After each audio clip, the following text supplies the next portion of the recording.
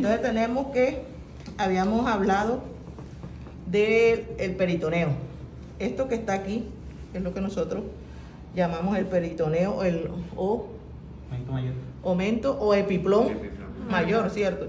Que él es como un delantal y se va a insertar desde el colon transverso y va a tapar todo lo que es el intestino delgado. Es este que tenemos aquí, y todo esto que vemos afuera es tejido adiposo, y todo esto es la vascularización de él.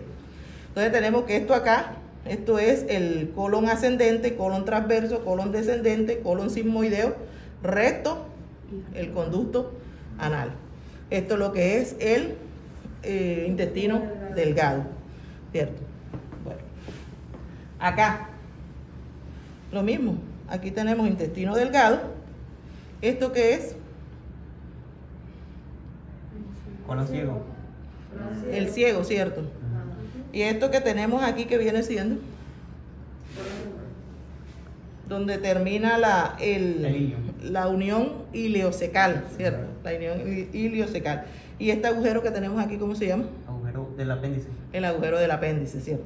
Entonces aquí en la porción terminal del ilion se forma lo que es, ¿cómo se llama esta región de aquí? La unión iliocecal, ¿cierto? Esa unión iliocecal tiene dos labios, un labio superior y un labio inferior, que van a formar un frenillo alrededor de esa unión que actúa como un esfínter. Una válvula.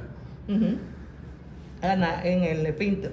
Tenemos este agujero acá que se conoce como agujero del apéndice, y habíamos dicho que el intestino grueso se diferenciaba del delgado. ¿Por qué?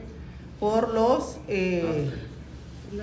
las apéndices omentales, que son los restos de peritoneo que ustedes observaban acá con tejido adiposo.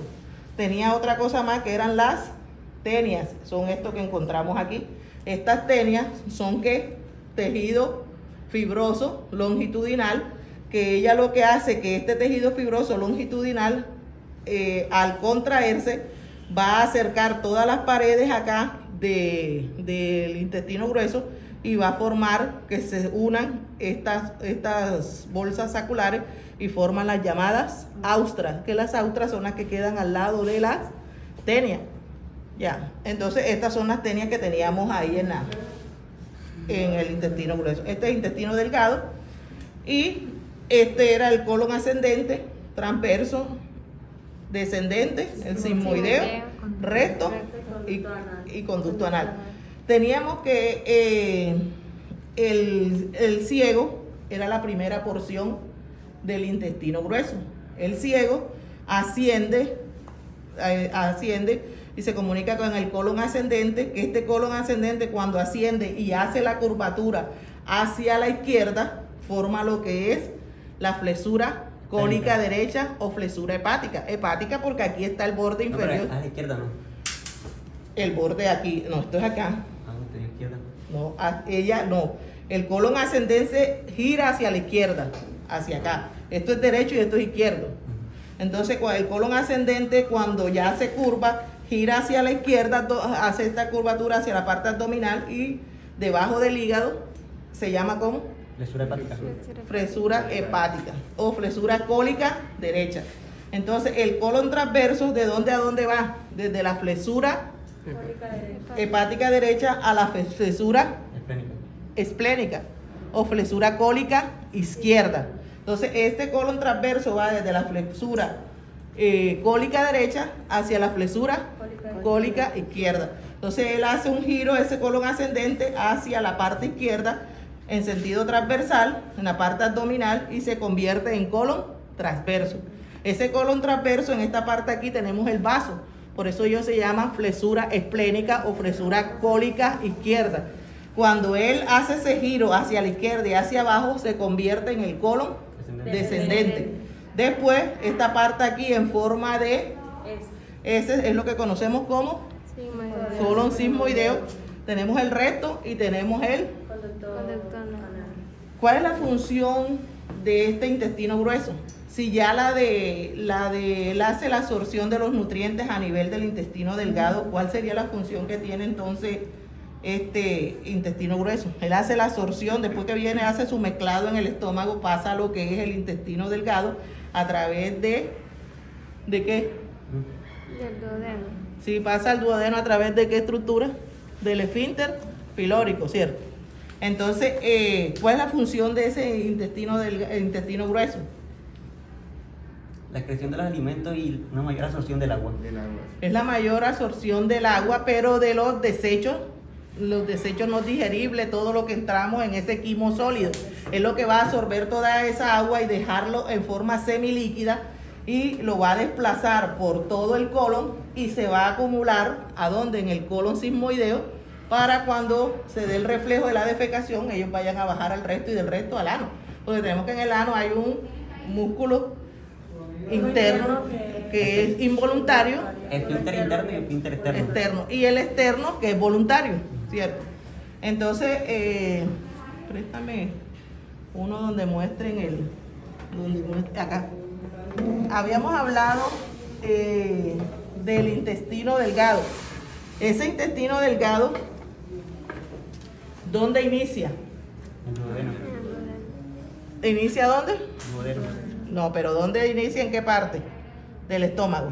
En la porción, en el píloro. El píloro, que es la parte ya del vaciado, la parte terminal del estómago.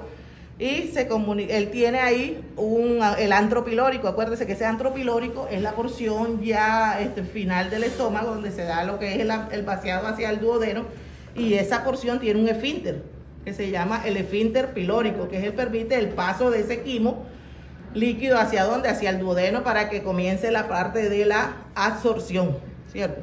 Entonces tenemos que él empieza en el píloro y termina en la flesura. La primera porción del intestino delgado comienza en el píloro y termina en ¿dónde? En la flesura duodeno yeyunal, ¿cierto? Entonces todo el trayecto de él comienza en el píloro y termina ¿a dónde? En la unión iliocecal, ¿de quién? Del ciego, que es la primera porción del intestino grueso. Se nos olvidaba esto, que es una masa de tejido linfoide que está en la parte postero medial ¿de quién? Del intestino grueso. Esto es lo que no se nos inflama. Acuérdense que el de aquí pasa lo que es restos de materia fecal, pasa lo que es residuo. Esto se cierra, se oblitera y se inflama, y por eso cuando esta se rompe, sale a lo que es todo el peritoneo y forma la llamada peritonitis, porque lo que tiene es restos de materia fecal. Entonces tenemos que el intestino delgado comienza en el píloro y termina a nivel del ciego, que es la primera porción del intestino grueso, en la unión iliocecal. Entonces tenemos que el intestino delgado se divide en duodeno, yeyuno e ilio, ¿cierto? Entonces tenemos que el duodeno va a empezar en lo que es el píloro y termina ¿dónde? En la presura duodeno yeyunal, porque de ahí en adelante, de aquí comienza ¿qué? El yeyuno, y lo último que comienza el yeyuno comenzaría por acá, y esta última porción sería el ilio. La superior sería el yeyunio y esta inferior que acaba de termina la parte terminal del ilio. ¿A dónde va? A la pelvis, asciende hacia la cara medial para terminar en la unión iliocecal de acá de dónde, del ciego, ¿cierto? Entonces teníamos que duodeno tenía 4 porciones. La primera porción, que era la porción superior, la segunda, que era la porción descendente, esta que está aquí, que es la porción inferior u horizontal, y esta que asciende aquí sería la porción ascendente. Entonces, habíamos dicho que el conducto colédoco y el conducto principal de Whipson, ellos iban a drenar ¿a dónde? A lo que era la cara medial del colon, del duodeno, de la porción descendente del duodeno, ¿cierto? Entonces tenemos que es esto aquí. Esto es el duodeno. Esto que tenemos aquí es el páncreas. Esto es la cabeza del páncreas. que el duodeno va a pasar acá alrededor de ella y forma una C alrededor de la cabeza del páncreas. Esto es lo que es el cuello, esto es lo que es el cuerpo y esto es lo que es la cola del páncreas. Entonces habíamos hablado de esos conductos, pero no sabíamos de a dónde venían esos conductos. Entonces decíamos, no, que el páncreas tiene una función, unas células exocrinas y unas células endocrinas. Exocrinas que producen jugo pancreático y endocrinas que producen enzimas, ¿cierto? Entonces teníamos que estos que ustedes ven aquí, estos conductillos que se encuentran aquí en los acinos pancreáticos, todos estos acinos pancreáticos, estos son células exocrinas. Esas células exocrinas van a unirse íntimamente a los conductillos y estos conductillos van a formar dos grandes conductos, que es el conducto principal de Wilson y el conducto accesorio. Ese conducto principal de Wilson se va a unir ¿con quién? Con el conducto colédoco, aquí en la parte de lo que es el colon, lo que es el duodeno descendente, y a la entrada de ella se unen esos dos conductos y forman la ampolla de Vater. Esa ampolla de Vater, ¿dónde va a terminar? En la papila duodenal mayor, porque el accesorio va a terminar en la papila duodenal menor, que está 2,5 centímetros sobre la mayor. Ese conducto colédoco viene por la parte posterior de acá del páncreas, es este que está acá atrás. Entonces, ¿cómo se forma ese conducto colédoco? El hígado tiene dos lóbulos, ¿cierto? El más grande, que es el derecho, y el otro que es el izquierdo. Entonces, cada lóbulo tiene que un conducto hepático izquierdo y un conducto hepático derecho, porque ellos salen de acá dentro de los conductillos que están dentro de los lobulillos del hígado. Entonces esos conductillos van a salir desde allá adentro por unos conductos biliares y van a formar el conducto hepático izquierdo y el conducto hepático derecho, ¿cierto? Sí. Entonces, ¿qué van a hacer ellos cuando forman esos dos conductos? Uno va para el lado del lóbulo derecho y otro va hacia el lado del lóbulo izquierdo. Este que vemos aquí es el cístico ¿de quién? De la vesícula, ¿cierto? Entonces, la unión del conducto hepático derecho con el izquierdo me va a formar el conducto hepático común. Ese conducto hepático común junto con el cístico de la vesícula me va a formar el conducto colédoco, que es el que se ubica en la parte posterior del páncreas. Él va a entrar por aquí atrás y se va a unir con el de Wilson o el conducto pancreático principal y va a desembocar aquí en el duodeno descendente. En lo que es esta unión de esos dos conductos forman la ampolla de Vater o pancreático duodenal. Esta ampolla de Vater va a terminar ¿a dónde? En el músculo, en una saliente de músculo liso de acá de esta parte descendente del duodeno y va en la papila duodenal mayor. Ese cuenta recubierto por el esfínter de Oddi. El esfínter, está recubierto por el esfínter de Oddi. ¿Cuál es la función de ese esfínter de Oddi? Agruparlo, ¿qué? ¿Ah? Agruparlo. Cuando él se contrae, ¿qué es lo que va a hacer? Impide que pase ¿quién? Ese quimo líquido, ¿a dónde?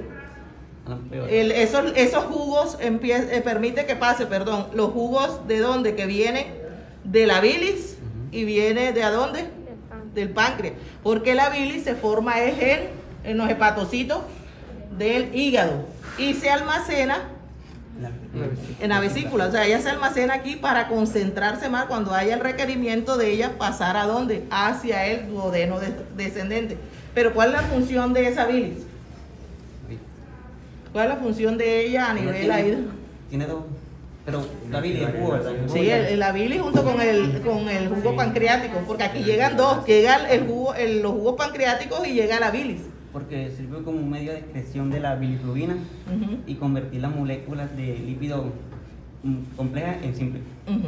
Bueno, entonces, ¿eso está claro hasta ahí? Sí. ¿Lo de los conductos? Sí, pero...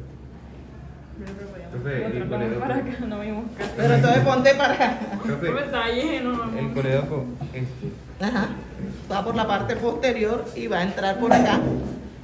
y se va a unir con el del páncreas y van acá en la parte medial de lo que es, ¿cómo es que? La ampolla de váter. Y esa ampolla de váter va a terminar en el vértice de la papila duodenal mayor. ¿Cuál es la ampolla de váter, profe? Esta es la unión de los dos, del conducto de Wilson o principal con el colédoco, aquí a nivel del duodeno descendente. Se llama ampolla de váter. Y esa ampolla de váter va a terminar en lo que es la papila, que la papila es una prolongación de lo que es el músculo liso. Y el accesorio va a terminar en la papila duodenal menor. ¿Qué era lo que quería que te dijera? Profe, que yo creo que varios no vimos casi.